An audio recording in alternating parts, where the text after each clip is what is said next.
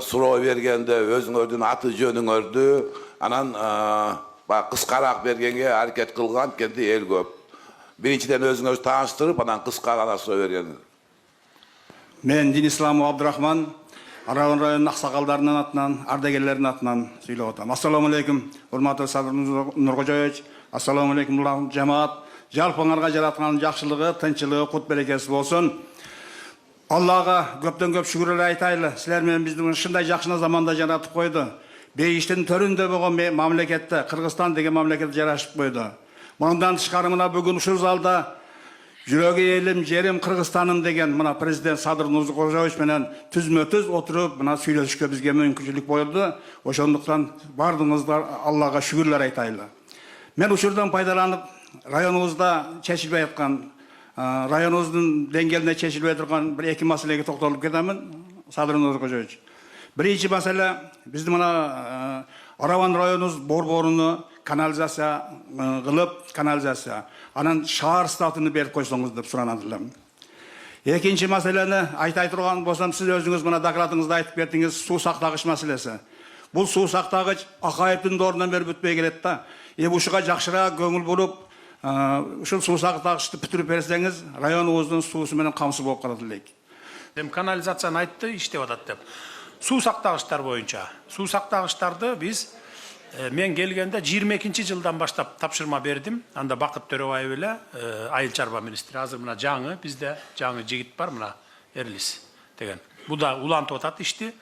Бүтүндөй республика боюнча кайсыл жерге БСР, БДРларды салганга мүмкүн болсо, ошонун баарын баштайбыз деп 106, 106 экен же 116 беле? 106 жерге биз БСР, БДРларды баштап салып келтабыз бүгүн. Бир 20 дайын уже жакындап бүтөйүн деп калдык. Алдыда келаткан жылдары ошо суу сактагычтар боюнча проблема болбойт бизде. Баягы суга имеется в виду. Анын ичинде ичме сууларды дагы болушу мүмкүн. Салып келатабыз. Бул кичине убакыт керек мунун бүтүшүнө. Кийин проблема да болбойт. Бир 30-жылдардан кийин суу сактагыч, БСР, БДР жана жайдын күнү сугатка биз жаздын күнү, кыштын күнү эле даярдап ала турган БСР, БДРлар болот бизде. Кийинки. Экинчи микрофон. Саламатсыздарбы, урматтуу содоштор, урматтуу Садыр Нуркожоевич, Араван жергесинен куш келипсиз. Келген кадамыбыз куттуу кадамдардан болгон болсун. Мен Төрөбаев Тилебалды, ардагерлер кеңешинин төраганынын орун басарымын. Мен айтайын деген маселелердин уже сразу суроолору жооп болуп атат. Мен 2024-жылы курултайга барып ошол жерде түз кайрылган элем. Биринчи маселе bizde номер 21 Насирдин Исанов атындагы орто мектеп. Ал 82-жылы, 1982-жылы 150 окуучуга орундалып салынган. Азыр бүгүнкү күндө 640 окуучу окуп атат. Подвалда 8 класс бар эле, подвалга азыр санэпидстанция уруксат бербей койду. Ал жерде сүрөс болуп, бүтүн бар жок көчүп кеткендигине байланыштуу. Ошондой жылы бир 10 күнгө жетпестен Минобразованиядан кат келди, давай проекттерди жасагыла, мектеп курушубуз керек деп. Мына ошондо биз сүйүндүк эле. Ой, айтылган сөзүң аттылган огул экен да, сразу эле болот экен деп проектти даярладык, баары жокту кылдык. Кайсы айыл дедиңиз? Жаңарык айылы. Насирдин Исановдун орто мектеп. Ошол мектептен убагында бир 4 депутат, жогорку кеңештин депутаттары, министрлер чыккан мектеп азыркы маалда эми окута турган тажрыйбалуу мугалимдер бар, бирок окутушка шарт жок. Азамат, силердин өкөң жазып алгыла. 28-жылдын сентябрына чейин бүт ушундай мектептерди тазалайлы деп эдикпи, жаңырталы деп. Ошонун программанын ичине киргизгиле. Быйыл болбосо, быйыл жок да киргибей келген эмес да.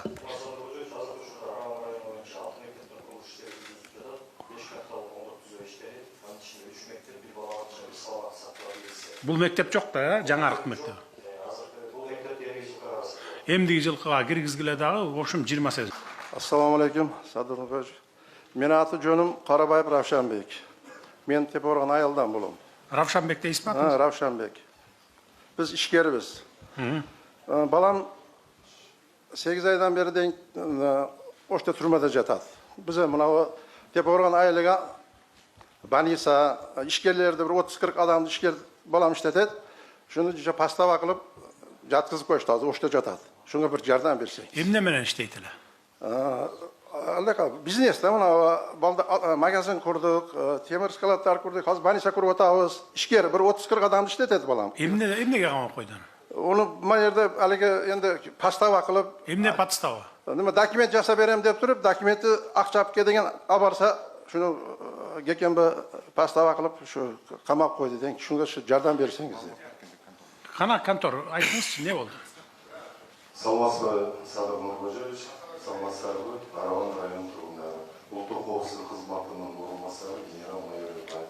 Садыр Нуркожоевич, бұл бойынша бұл жарандан бір тұрғындары ішкерлік қылат, торговый центрлері бар, мыйзамсыз құрылған, ал бойынша бұлар кадастрға қылып, ошол мыйзамдаштар белгіледі, взятка беріп отқан жерінде қармалған, бардығы тергөө иштери амалдары толығымен бүткөн, азыр бүгүнкү кылмыш иши тергелип бүтүп, сотко берилген. Азыр Дача взятка экен да? дача Курган жери документи жок куруп алышканбы? Yok документ. мыйзамсыз курулган достук айылында жайгашкан мыйзамсыз документтери жок. Ошо мыйзамсыз болгондо эч кандай документтери жок эле куруп алганбы? Жок. Мыйзамсыз берилген бардыгы.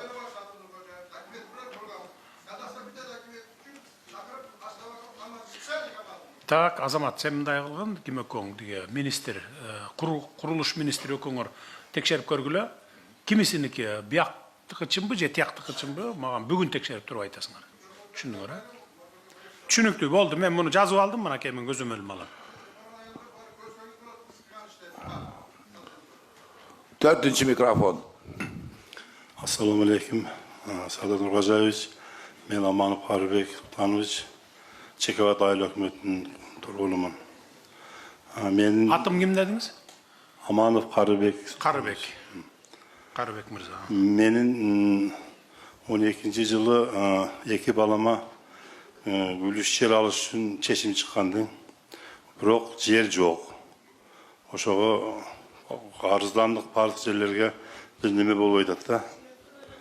Şu çeşim nime üye ballarıma üye alalıydan da. Oşo. Үй салгангабы же айдоо жерде атасыз? Жоқ. Үй құрғаны. Үй курганга. Çek.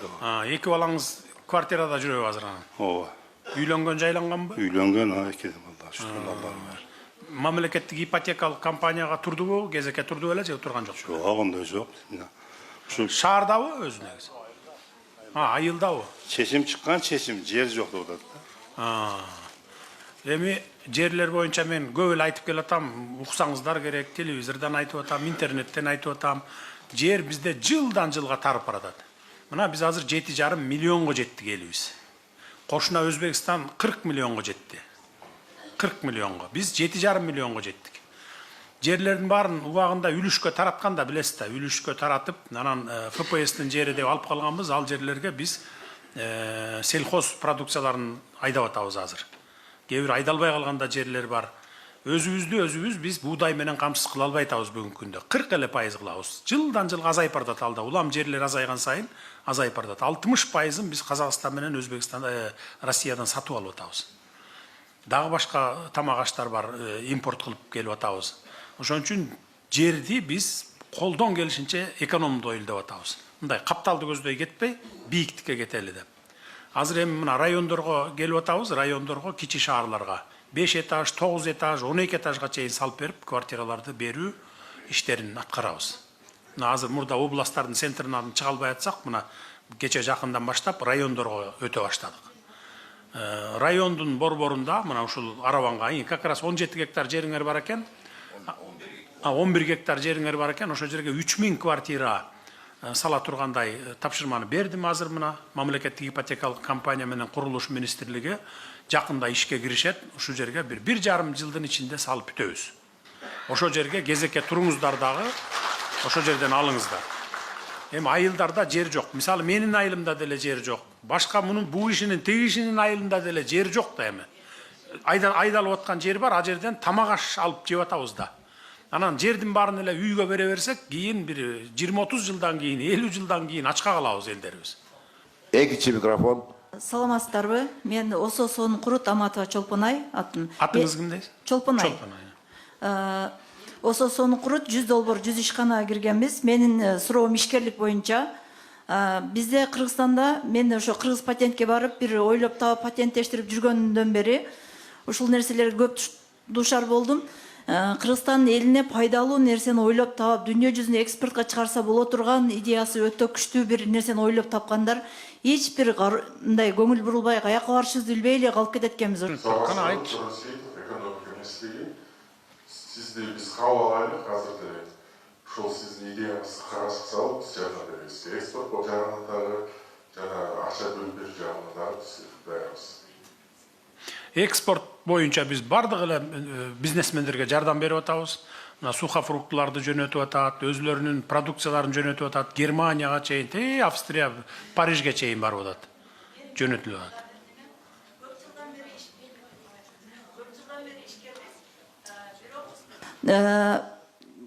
Ушул жылы 100 долбоор ишканасына киргенден баштап Финанс министрлиги, экономика, айыл чарба бардык министрликтерин чалып бизден эмне жардам, кандай болуп атат деп ишкерлерге чоң көрсөткөн жардамыңыз үчүн чоң рахмат. Болуп көрбөгөн өзгөрүштү көрүп атабыз мына ишкерлер. Чоң рахмат, Алла разы болсун. Рахмат. Тияк менен байланыш. Үчүнчү микрофон. Сунуштарын алгыла. Саламатсызбы, урматтуу президент. Мен атым Мерим, жеке ишкермин. Мен атайын сизге Ош шаарынан Келечек базарынан келип отурам. Урматтуу президент, Келечек базарын жеке көзөмөлүңүзгө алып бербесеңиз болбойт. Себеби Келечек базары коррупцияга малынып баткактан чыга албай калдык. Ассоциация башчысы Альберт Мырза, подрядчиктер жана лидерлер биригип алып, карапайым калктын канын ичип бүтүштү. Мисалы, мен жеке ишкер катары буга чейин соода тармагында мына 3 жылдан бери эмгектенем. Патент дедиңиздер, патентти да алдым. ККМ дедиңиздер, ККМди да алдым. Эски Келечек базарын снос кылып атканда Жеңишбек Токторбаевичтин сөзү бар. Жаңы Келечек базарыңыздардан ар бириңиздер Ак буранын үстүндөгү базар беле? Жок. Же башка? Жок, жанагы Башнянын жанындагы. Жаңы Келечек базарынан сиздер бардыгыңыздар өзүңүздөрдүн мыйзамдуу орундуктарыңыздарды аласыздар деген. Бирок бүгүнкү күндө тилекке каршы Альберт Мырза, подрядчиктер, лидерлер биригип алып, чоң атасынан калган баягы казнасында эле каалагандай калчап, каалаганына берип, каалаганына бербей атат. Мен мисалы өзүм 3 местага первоначалкасын 30%-ин төккөнмүн. Бирок ушул убакка чейин менин мыйзамдуу орундуктарымды сатып жиберишкен. Булар башка жарандарга сен кечиктиң талон алып аткан убагында сен кечиктиң деген жүйөө менен ушул убакка чейин менин мыйзамдуу орундуктарымды бербей келишет. Мындан сырткары Альберт Мырза, подрядчиктер жана лидерлер биригип алып, азыркы учурда Альберт Мырзанын атында 70 места орундук бар экен. Карапайым калк жана первоначалкасын төлөй албай калган адамдардын орундуктарын булар присвоили. Жеке менчикке алышкандагы ар бир местадан булар 10 000 доллардан пайда көрүп атышат. Келечек базарында иштеген ишкерлерге 5 000 доллардан сатып алганбыз. А булар сырттан келген инсандарга 15 000 доллардан сатып алып атышат. Эми элестетиңиз. Азыркы учурда Альберт Мырзанын атында 70 орундук бар. Менин колумда по факту документи боюнча Ал ошо базар башчысыбы? Базар башчысы эмес, ассоциация башчысы. Биз Келечек базары олку-солку болуп турганда ассоциация түзгөнбүз. Түшүнүктүү. Так, өкүлчүлүк. Прокуратура менен биргеликте, областтык прокуратура менен городду да подключать эткиле. Биргеликте бу Мерим айымдын айтканынын баарын изилдеп чыгып турган мага эртең талашт эткилечи. Усманов мырзалы, Чекебат айыл өкмөтүнөн, урматтуу президент, биздин көйгөйүбүз, Жаркыштак айылыбыз эң чеке границада жайгашкан. Анда суга суу менен камсыз болуу өтө өркүнчү болуп жатат. Ошондуктан биз Бактияр насосуну 2025 жылда башталат деп айыл чарба министри айтып кеткен эле. Ошондуктан азыркыга чейин 500 гектар жерде суга суу менен камсыз болуп жатат. Ошондуктан азыр керек шуну азыркыга чейин башталган жок. Так, суу чарба министри эмнеге болду? Бардык акчалар өттү деген. Мен такта берейинчи, Садыр Кожоевич. Бияка келатканда мен бир такта берейинчи дейм, азыр чыкканча мен жообун берип коеюн. Себеби белки биз бул элдин ичиндеги маселенин жагасы маселе, мен чыгып айтып коеюн. Рухсат берсеңиз. Бул ишке жолугасыз министрге. Баарын айтып бересиз, кайсы жерде турат, кайсы жерде, местасын айтып бересиз. Боптур. Дарегин. Ошондон Фергана каналы өткөн, бияка hiç ilancı yok da suğa Oldu. Çoğuluştan keyin jolup ministriге айтып бересиz бар. İkinci masalemiz Толук маалымат берип коесуз. Rahmat. Birinci mikrofon. Садыр Нуркожоевич, Hoş gelipsiz Batırı Köp, Aravan rayonuna. Men 3-cü kurultaydın delegatı Altıbayev Üsönbay Aytibayeviç. Men delegat bolup barganda sizge bir 4 masale menen kayrılganım, bирок бирөө дагы аткарылбай атат. Биринчиси, биздин Керметов бүгүн мектепти ачып келдиңиз, рахмат. Ошол айылга 10 бөлмөлүү детский больница, 10 бөлмөлүү роддом сурагам, сиз айткан, ошондо кыргыздын санын көбөйтөбүз биз деп күлтүргөн сизди. Анан бизге Роддом дейсизби? Роддом. Биз Канча адам жашайсыздар? Биз 12 000 калк жашайт. Керметов айыл өкүмүндө. Түтүн, Түтүн 4 миңге жакын түтүн 4 миң кожолугу. Анан Ош областынан 17 километр, Араван районунан центрден 25 километр, 30 километр алыста жашайбыз. Биздин келиндерибиз төрөйүн деп калса, Ошко барсак албайт, силер Араванга карайсыңар деп. Араванга алып келсек, Тепе Каргонго жөнөтүп берет. Биягы Маңгыт айыл өкмүнтүнө жөнөтөт. Балдарыбыз ооруп калса, неберелерибиз ооруп калса да куду ушундай. Араванда канча орундук неме бар? Саламаттык сактоо Роддом бар. министрлигине кат жазганбыз. Канча роддом бар? Араванда центрдин өзүндө 33 орундук роддом бар. Экинчиси Төмөйүндө 1 орундук роддом бар. Төмөйүндүн жашоочулары 20 000. Биринчи кварталда ал жакта 6 000 төрөт болгондо 91 000 ар бир төрөткө. Бул Керметов айылы болсо 12 000.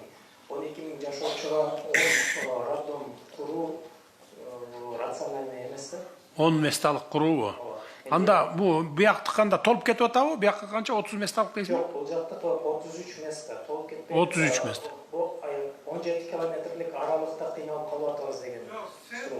Биздин сөзүбүз, бизден жакыныраак мына Маңгыт айыл өкмөтүндө роддом бар, детский больница бар. Не биз 25-30 километр алыста жашаган Керметов айыл өкмөтүндөн курулбайт? Маңгыт айылына 15 орундук детский, ал жерде роддом эмес, детский менен терапия бар. 10 детский, 6 терапия. Азыр токтосоңуз, азыр бул жердеки апалар, аялдар айтсынчы, кыздар. Бул жер толуп кетип 30 мындай ошентип аткан жокпу Араван райцентрдыкы? Толуп кетип орун жок болуп калабы?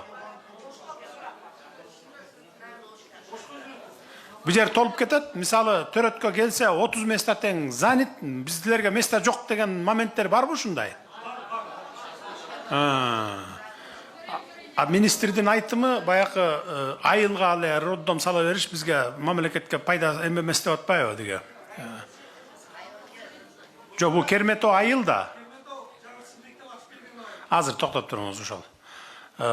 Бизде деле менин айылым мисалы 30 километр райборбордон алыс турат. Биздикинин бардыгы райборборго келип эле төрөйт. Мен деле ошо райборбордон төрөлгөнмүн. Бүгүнкү күнгө чейин деле биздин айылыбызда мисалы роддом жок. Айылыбызда ошол 3 айыл мындай жакын турабыз, бир айыл өкмөт болуп жакын турабыз. Где-то 20 000ге жакын калкы бар, үчөөнүн биригип. Анан сиз ар бир айылга бирден роддом салып бер дегендей болуп калып атат да. Биз бул жердин роддомун кеңейтип берсек болот экен. Туурабы, ошондой болобу? Ошондо бизге мамлекетке мындай неме болбойт, күч келбейт.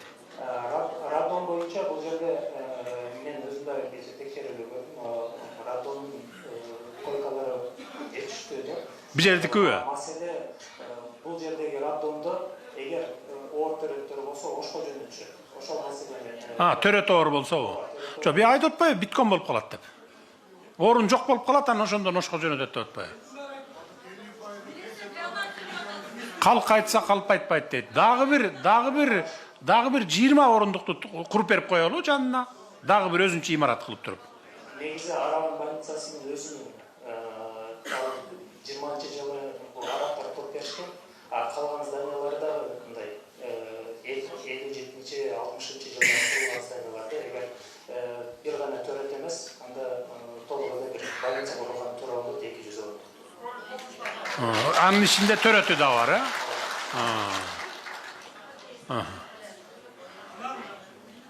Хорошо, анда курулуш министрлиги давайте киргизгиле анда. Жалпы Араванын саны канча эле? 150 000. 150 000 экен, Давайте анда бир эме кылып берели анда болду. Бир больница салып берели. Түшүндүң да, киргиз өзүңө сен. Быйыл Аксакал, регламент боюнча экилемиздин алды менен күзгө чейин бүтүп бергедей болду. Assalamu alaikum. Sadın oraya Süvriyazdым. Sizden şu Aravan yurtuna gelip basan kadamlarınız Tömoyun ayıl hükümetinin yerini daha bassa dep tileybiz, Allah'tan sorayız. Ben aytayın degenim birinci. Ben Tömoyundan bolamın, atım Abdülkadir Hacı. Yaşım Berkam 80 geçip kaldım. Oşol ben aytay degenim özümün göy emez. Nayman Susaqtağıçı'nın bizge Tömoyunga su gelet. Su meselesi bu yılkı yıl oğur. Nayman Susaqtağıçı'nda su az. Uşul meselelerde bir özünüz bir tekşörük alıp, kolda alıp, buna İsfairem taktik kanalın kuruş boyunca murun proyektler bolğan. Oşol proyektlerden ben dağı katışkamın. Oşol kanalı kurup, Nayman'a su koymay sayın Nayman könünde su göğübet. Şu İsfairem taktik kanalın bir kolga alıp verin. İkinci mesele buna ben bir hafta olup kaldı, bir işlermeden şu administrasiya bir yerdeki iştegen derge barıp yoluktum. Öte yeğenim keydi. Sizge uşunday boğurmakçıdı. Nege? Bütün iştegen uşol hükümetin işkanalarındaki iştegenler köpçülüğü karpşiyenler oldular. Şu bir nese öyle kişine bir nese algısı gelip durat eken. Oşa doğru var, cana doğru. Gönüp kalgan da 30 yıldan beri. Bir nese algısı gelip durat eken. Şu yaşa gelip şu işim şu yaman zihnim ki şunday adam ilan gelet eken. Biz Kırgızlar uşuğa barıp kaldık mı de yaman oldum.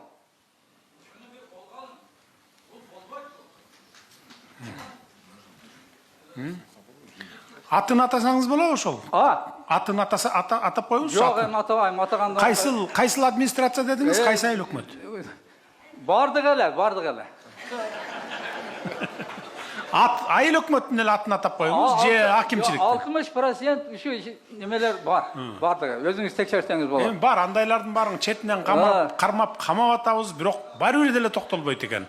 Мен ойлойм да, баягы камалгандан кийин ушундан диги баягындай мисал алып, баягы үлгү алып, бул камалып кетти, кокуй мен камалып калбайын деп, мунун ордуна келген киши таза иштейт болуш керек десем, 1 жыл 2 жыл өтүп эле дагы эле ошол иш менен беркиси да камалып кетет да, ушундай да. Пендечилик деген ушундай экен да.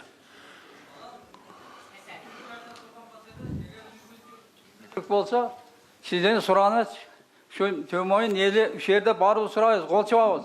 Bir Tömoyun yerini barıp, kutlu adamlarınızı koyup Tömoyun'u bir görüp gettin. Sultan İbrahim gelgen o vagında.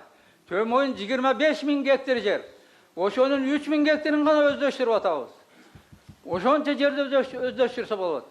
Biz manawa Toğlu, Kocakelen, Kişalay, oşa aktardan göçürme bolup 37-41 yılları gelip oturup ölgönüz ölüp, kalganız kalgan elimiz.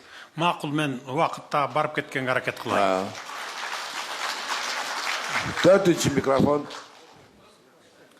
Саламатсыздар, урматтуу коноктор, саламатсызбы, урматтуу президент. Биринчи эле айтып өтчү нерсе, атыңарды айтып койгулачы. Биринчи атыңарды айтып койсоңор. Кечирим сурайм. Атым Козубаев Мелис, Достук айыл өкмөтүнүн Жаңы Арабан айылынан келип отурам. Кош келипсиңер Арабанга.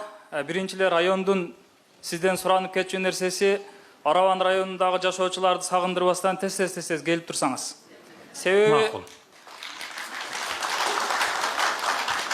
Себеби сизди келет деп 2 жумадан бери Арабанда bir радикалдуу өзгөрүү болду. Көп нерселер болду. 2 жумадан бери.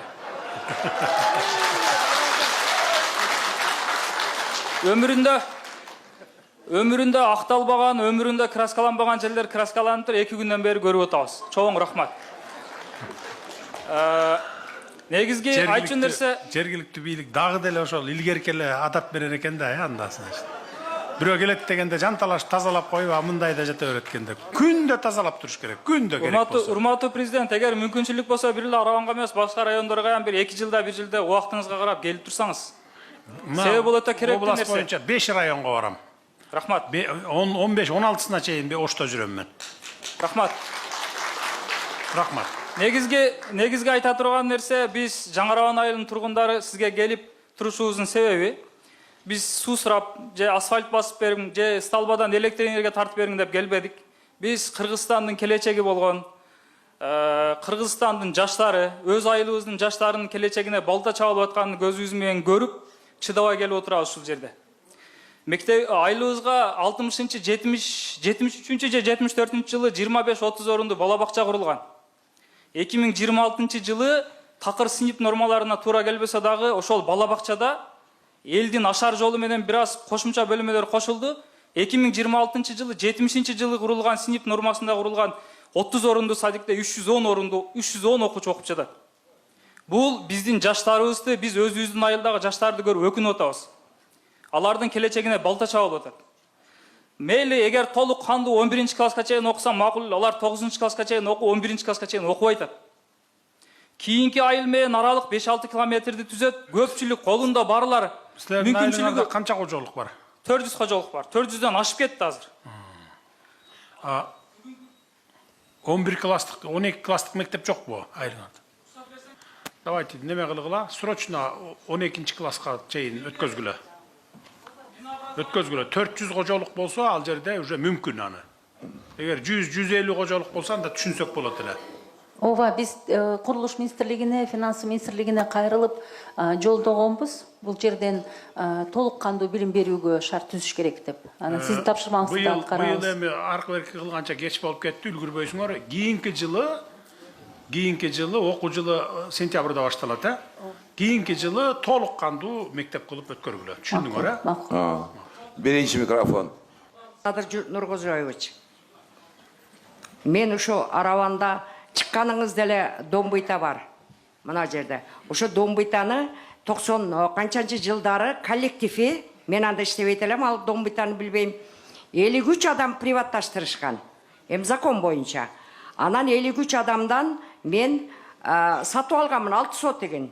Жанында мусор турган жерде. 6 сотык жерди сатып алып, ал жерге үй курайын дедим эле. Анан чоңураак кылып туруп, детсад аштым, Триката деген. Эми правительство айтып атты, мына ол мектеп, детсад кем деп. А мен ошол жерге детсад курдум. Курган менен кийин мына эми ачыгын айта берейин, Ташиевдин командасы там СМБлар, прокуратура, жер адистери ошо жерди жер чоң эмес, меники 6 сотык. Алардыкы бир гектарга да жетпейт Домбыйта. 53 адамдыкы. Алардан сатып алган. Кызыл китепти алышып, вообще государствого алып кетти. Бул план үчүн кылды окшойт деп ойлоп атам. Мына биз жерди алып алдык, анан мындай кылдык дегенчи правительствонун астында. Бул туура эмес деп ойлоймун. Бул биринчи вопросум. Экинчиси, анан мен бул детсад невыгодный. Эми Ош менен Бишкекте өзүңөр билесиңер, 15 миңден 25 миңге чейин төлөйт. Ар бир ата-эне коммерческий.